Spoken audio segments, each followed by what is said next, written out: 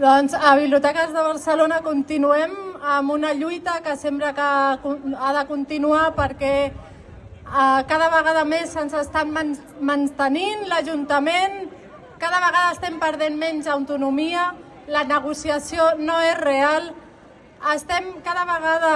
empitjorant les nostres condicions, estem treballant d'una manera cada vegada més precària, més biblioteques amb menys personal i això és inviable. L'Ajuntament s'omple la boca de dir que som el servei cultural més ben valorat de tota la ciutat, que fem arribar la cultura a tothom, però no de qualsevol manera, volem unes condicions dignes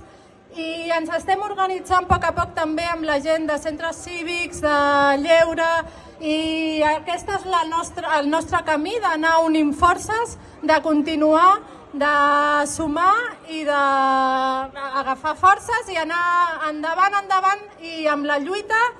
I també és molt important que les biblioteques són un espai on realment no són lliures de violències de tot tipus. Estem treballant molt en aquest sentit perquè siguin espais segurs i endavant.